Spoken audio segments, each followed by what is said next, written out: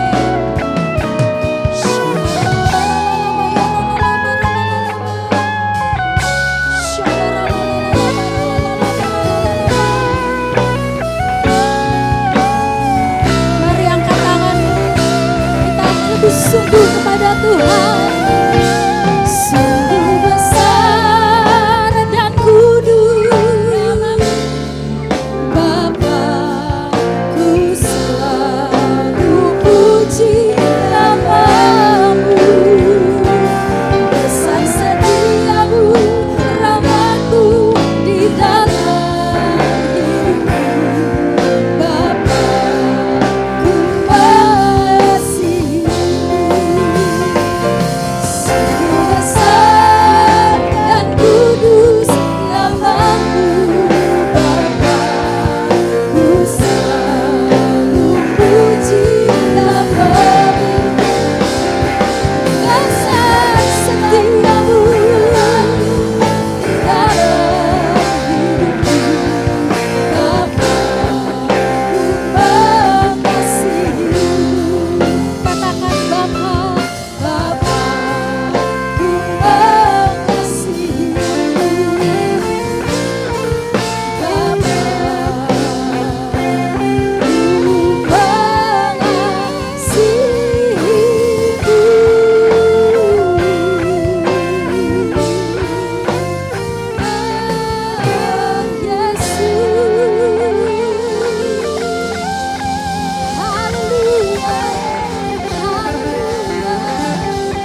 Kemuliaan bagimu Tuhan, sekarang dan selama-lamanya.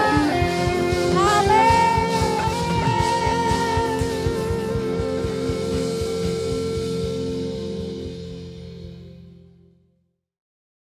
Shalom saudara, pernahkah kita berpikir bagaimana banyak hamba-hamba Tuhan atau orang-orang percaya dipakai dengan karunia kesembuhan ilahi, mengusir setan, membangkitkan orang mati, bahkan melakukan hal-hal yang luar biasa? Misalnya di dalam Alkitab, Musa, Paulus, Petrus, dan banyak tokoh iman lainnya melakukan hal-hal yang luar biasa. Ada satu kesamaan dari semua tokoh-tokoh tersebut, yaitu pengurapan Tuhan yang luar biasa ada pada mereka. Sesungguhnya pengurapan dari Tuhan adalah penting bagi orang percaya. Dalam edisi Voice of Pentecost kali ini, kita akan membahas mengenai pengurapan dalam pelayanan dan kehidupan orang percaya. Di dalam Perjanjian Lama, tindakan pengurapan dilaksanakan pada acara ritual keagamaan, seperti penhabisan imam besar, penhabisan imam yang melayani, pengangkatan seorang raja, serta pengangkatan seorang nabi. Di dalam Perjanjian Lama, memang hanya orang-orang yang khususlah yang dapat menerima pengurapan. Sedangkan dalam Perjanjian Baru, pengurapan diberikan kepada orang-orang yang percaya kepada Yesus Kristus. Dalam Perjanjian Lama, instrumen yang sering kali dipakai dalam pengurapan adalah minyak. Minyak adalah lambang persetujuan dengan Allah, kehadiran Allah, berkat, kuasa, penghiburan, kesembuhan, sukacita, perkenanan, dan kesejahteraan. Akan tetapi, dalam Perjanjian Baru tidak terlalu ditekankan tentang minyak, tetapi Roh Kudus menjadi instrumen pengurapan itu sendiri. Prinsip yang mendasari pengurapan minyak adalah prinsip konsekrasi, yaitu memisahkan atau mengkhususkan sesuatu atau seseorang kepada Tuhan. Prinsip konsekrasi dengan pengolesan minyak tetap berlaku pada era Perjanjian Baru. Lalu, apa contoh peristiwa pengurapan dalam Alkitab? Salah satunya adalah pengurapan double portion. Pengurapan 2 kali ganda sangat dikenal dalam gereja aliran Pentakosta dan karismatik. Istilah ini mengacu kepada peristiwa Elia dan Elisa yang dicatat dalam 2 Raja-Raja 2 ayat 1-14, di mana Elisa meminta 2 bagian dari roh Elia. Salah satu dampak dari pengurapan double portion yang diterima Elisa adalah mujizat-mujizat yang Tuhan kerjakan melalui pelayanan Elisa 2 kali lipat lebih banyak dari Elia. Hal ini tidak membuktikan bahwa Elisa lebih hebat dari Elia, justru lebih membuktikan bagaimana mentoring yang dilakukan Elia kepada Elisa berhasil. Peristiwa yang senada juga terjadi pada zaman Perjanjian Baru, di mana Tuhan Yesus menyampaikan kepada murid-muridnya dalam Yohanes 14 ayat 12, "Sesungguhnya barang siapa percaya kepadaku, ia akan melakukan juga pekerjaan-pekerjaan yang aku lakukan, bahkan pekerjaan-pekerjaan yang lebih besar daripada itu." Maksud perkataan Tuhan Yesus bukan berarti orang percaya lebih hebat darinya, melainkan orang percaya akan melakukan pelayanan yang menjangkau lebih banyak orang, serta pelayanan kepada bangsa-bangsa non-Yahudi. Dengan perkembangan teknologi, internet, dan media sosial, kini semua pelayanan penjangkauan dimungkinkan. Roh Kudus memenuhi dan mengurapi orang percaya untuk melakukan pelayanan tersebut. Pengurapan double portion merupakan pengurapan untuk pelayanan yang lebih besar. Umumnya terjadi dalam konteks bapa rohani dengan anak rohani. Orang percaya yang merindukan pengurapan tersebut tentu harus membangun hubungan bapa anak dengan pemimpin rohani yang Tuhan Yesus tempatkan di atasnya. Selanjutnya, apa maksud dan tujuan dari pengurapan? Dalam Lukas 4 ayat 18-19 dijelaskan bahwa Yesus Kristus sebagai yang diurapi. Jikalau Yesus saja menerima pengurapan dari Allah, terlebih lagi kita sebagai orang percaya. Oleh karena itu, pengurapan harus disadari sebagai bagian dari perjalanan orang percaya dalam menjalankan panggilan Kristus. Dalam hidup setiap hari, Tuhan pun telah berkata bahwa Ia sebagai gembala yang baik akan mengurapi kepala orang percaya dengan minyak. Pengurapan yang diberikan kepada orang-orang percaya dalam era Perjanjian Baru bukanlah untuk tujuan keselamatan atau berkat secara jasmani, namun untuk tujuan pelayanan, yaitu pemberitaan Injil dan menyatakan kuasa Allah. Dan yang terakhir, pengurapan merupakan bagian tidak terpisahkan dari hidup orang percaya. Salah satu yang membedakan antara orang percaya dengan orang yang belum percaya adalah adanya pengurapan Tuhan dalam hidupnya. Sebagai pengikut Kristus, pengurapan bukanlah sesuatu yang asing, melainkan menjadi bagian yang penting dalam perjalanan iman dan keseharian kita. Dengan demikian, orang yang percaya kepada Kristus sudah seharusnya menjadikan pengurapan sebagai bagian yang penting dan tidak terpisahkan dari hidup mereka. Sekarang adalah era Pentakosta yang ketiga, di mana orang percaya menjadi the messenger of the third Pentecost. Dan pengurapan sungguh sangat kita perlukan untuk menuntaskan amanat anggungnya. Misi kerajaannya tidak dapat dilakukan dengan kekuatan kita sendiri. Jadi, kita jangan sampai melewatkan kesempatan untuk menerima pengurapan dari Tuhan melalui para pemimpin rohani kita. Mari terima pengurapan Tuhan dengan iman dan mulai melangkah untuk mengerjakan apa yang Roh Kudus perintahkan di dalam hidup kita. Tuhan Yesus memberkati.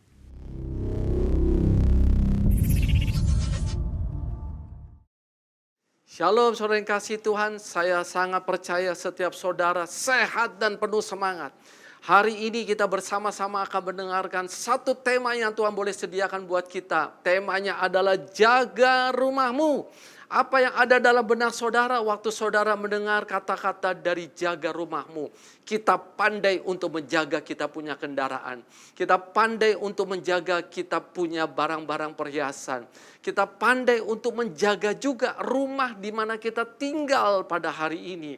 Tapi kita lupa ada satu rumah yang Tuhan minta untuk kita jaga, yaitu tubuh kita. Karena apa? Bukankah tubuh saudara dan saya adalah baiknya Tuhan? Untuk itu kita harus sama-sama pada hari ini mendengarkan akan pesan Tuhan ini. Jaga kita punya bait. Sebagaimana di dalam setiap rumah tangga, saudara tentu punya banyak perabot kan. Ada yang punya kursi, ada yang punya meja, ada yang punya televisi, ada yang punya macam-macam ada di dalam setiap rumah tangga. Demikianlah juga di dalam kita punya tubuh. Itu tentu juga ada banyak perabot-perabotan yang ada. 3 hal yang saya mau bagikan pada hari ini. Yaitu yang pertama, perabot apa yang kita mesti jaga, yaitu perabot atau jaga hatimu. Saudara, Tuhan ingatkan kepada kita dalam Amsal 4 ayat yang ke-23. Jagalah hatimu dengan segala kewaspadaan. Karena dari situlah terpancar kita punya kehidupan. Kenapa sih kita tuh mesti jaga kita punya hati? Karena seluruh perjalanan hidup saudara dan saya, baik itu usaha kita, baik itu kita punya pekerjaan, baik itu kita punya pelayanan, baik itu kita punya rumah tangga. Semuanya itu kalau mau berhasil dan beruntung harus dimulai dari hati kita.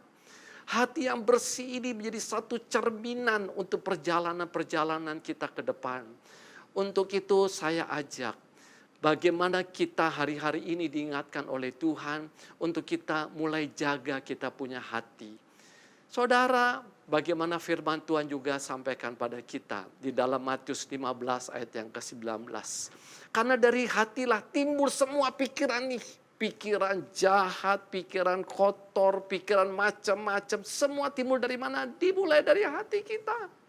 Sehingga waktu kita punya hati ini bersih, tentu kita punya pikiran juga akan menjadi pikirannya bersih. Saya mau bagikan satu kesaksian. Ini kejadiannya sudah cukup lama. Tetapi perlu kita sama-sama mendengarkan. Bagaimana ada satu orang ibu. Seorang ibu yang memiliki satu keluarga. Dan ini semuanya fine-fine saja berjalan dengan baik. Ke gereja mereka, baca Alkitab, berdoa bersama-sama. Satu kali ini ibu punya satu rasa sakit, bukannya sakit sebetulnya, gatel kira-kira begitu kan, ada di daerah perutnya daripada ibu ini. Dan waktu itu dia mulai garuk, mulai kepanasan, gak enak rasanya begitu kan, dia pergi ke dokter kulit. Dan waktu dia sampai ke dokter kulit, diperiksa oleh dokter kulit bilang, "Bu, gak ada apa-apa Bu, ibu semuanya baik-baik semuanya, tetapi saya tetap akan kasih obat untuk mengurangi rasa gak enaknya, gatel sama ini rasanya panas." Udah dikasih ini resep, ibu ini mulai makan ataupun ngolesin ini resep yang ada, obat. Nah saudara, apa yang terjadi? Ternyata tidak berhenti baik. Ternyata justru di dalam hari-hari yang berlalu itu makin bertumbuh, makin menjalar. Jadi semacam kayak eksim, semacam kayak borok begitu kan. Dan ternyata ini seluruh tubuhnya dia ini gatal dan panas. Bayangkan kondisi seperti ini, tentu amat sangat gak enak kan, amat sangat gak enak. Dia datang lagi, pergi ke dokter, dikasih lagi obat oleh dokter, tapi tidak ada hasilnya. Satu waktu ini ibu mau tidak mau masuk ke rumah sakit. Singkat cerita, dia ditolong oleh dokter di rumah sakit dan dokter juga periksa. Diopname di rumah sakit. Tidak bisa ketemu apa-apa saudara. Apa yang menjadi biang atau akar masalah daripada sakit ini ibu. Pada waktu itu suaminya undang gembala sidang untuk datang.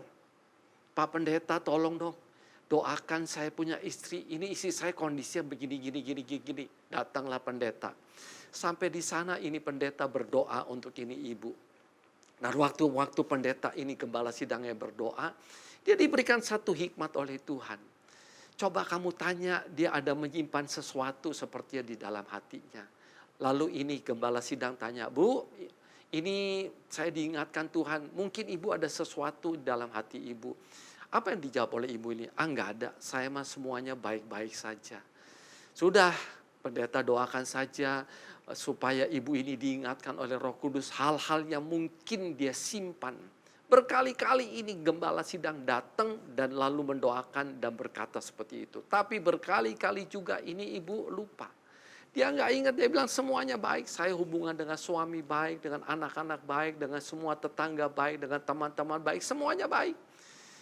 Tapi sekali waktu ini gembala datang, dia ulangi kembali. Karena ini gembala dia rasa ini ibu sesuatu nih ada dalam hatinya. Dan ternyata ibu ini diingatkan oleh Roh Kudus. Kita perlu pertolongan dari Roh Kudus untuk mengingatkan apa yang ada. di dalam kita punya hati. Apa yang ada di dalam kita punya pikiran yang mungkin terlupakan. Jadi ibu ini baru terbuka. Setelah dia diingatkan oleh Roh Kudus, ternyata apa yang terjadi. Ternyata sekian puluh tahun yang lalu, dia memiliki kekecewaan yang begitu mendalam. Kepada siapa? Tidak ada lain, kepada papanya sendiri yang sudah meninggal. Saudara, yang terjadi, dia dilepaskan. Dia dituntun oleh gembala sidang. Ayo kamu minta ampun. Minta ampun sama Tuhan. Ampuni papa kamu yang sudah meninggal. Saudara, sungguh ajaib. Waktu kita punya hati dibereskan di hadapan Tuhan. Dengar baik, bukan dilupakan. Jadi ini ibu waktu mengalami masalah sekian puluh tahun yang lalu, dia hanya sekedar melupakan. Ini kembali lagi masuk ke dalam pikiran kita. Mungkin masuk dalam alam bawah sadar kita. Dan kita nggak menyadari karena hanya sekedar dilupakan. Tapi Tuhan mau dibereskan. Sehingga waktu ibu ini bereskan di hadapan Tuhan, biarpun papanya sudah tidak ada, tapi dia minta ampun juga dan mengampuni papanya. Apa yang terjadi kemudian? Saudara, dia sembuh total, tanpa aneh-aneh. Artinya nggak perlu dengan obat yang macam-macam. Sembuh dengan total. Kenapa? Karena dia mulai dari hati yang benar-benar plong di hadapan Tuhan. Saya ajak, jaga hati saudara dan saya semuanya. Yang kedua, Tuhan ingatkan pada kita, setelah jaga hati, jaga apa lagi? Yaitu jaga kita punya mulut. Saudara, kita mesti jaga kita punya mulut.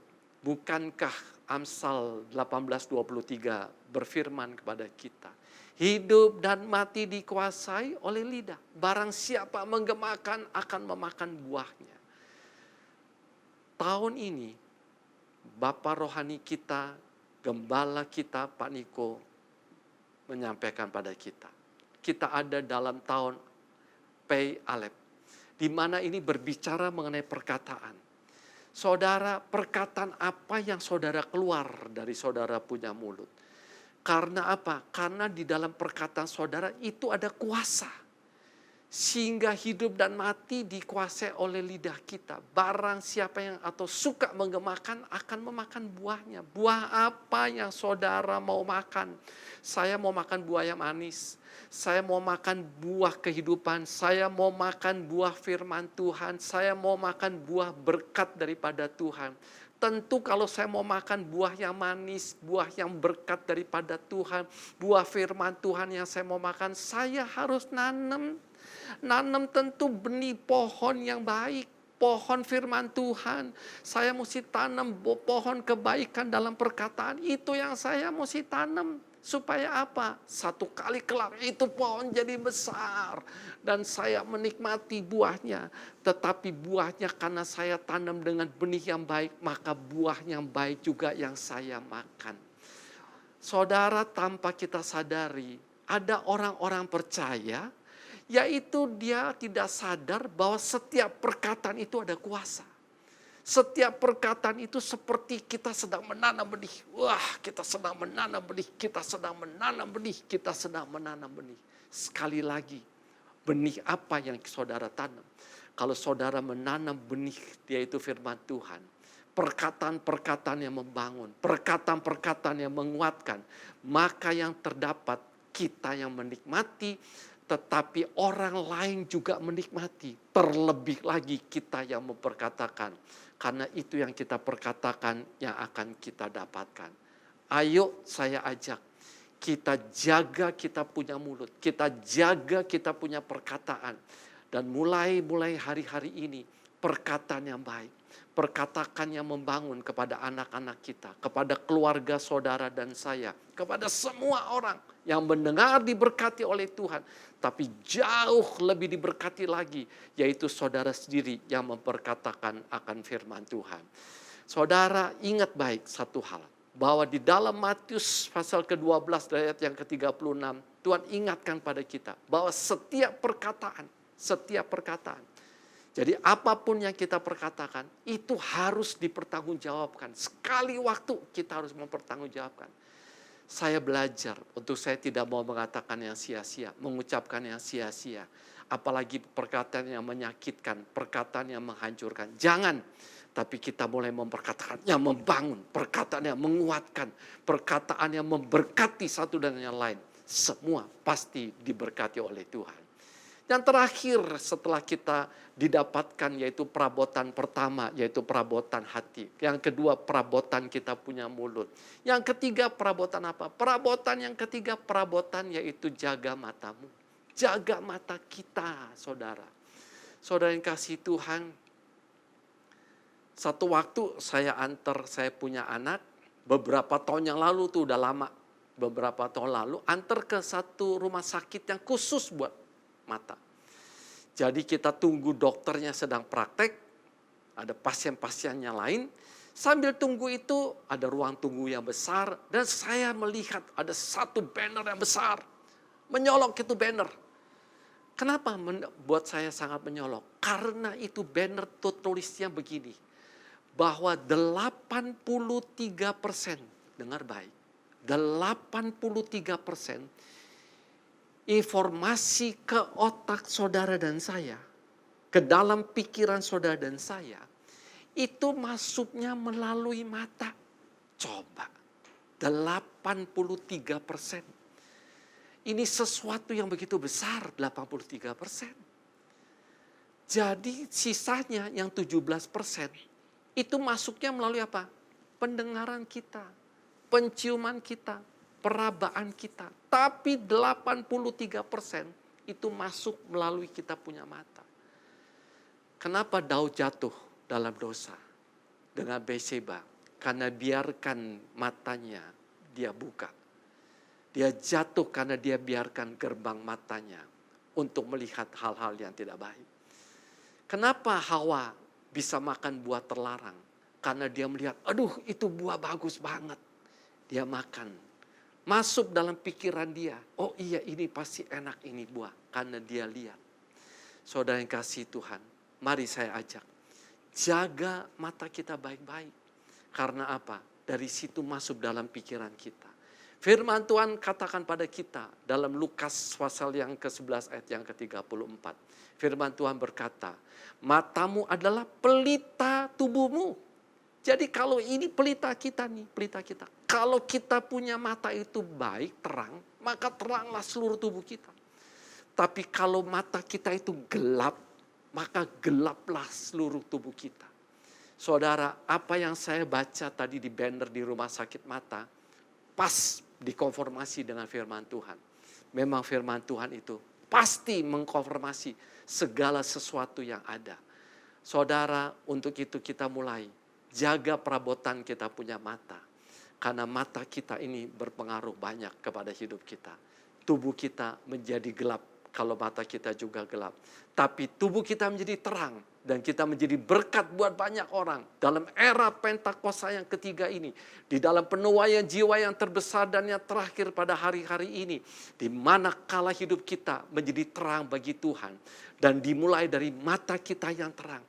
Hindari hal-hal untuk kita melihat hal-hal yang tidak baik. Yang membuat kedagingan kita keluar. Tapi biarlah kita jaga mata kita. Tetapi bukan saja mata. Kita perlu jaga kita punya mulut.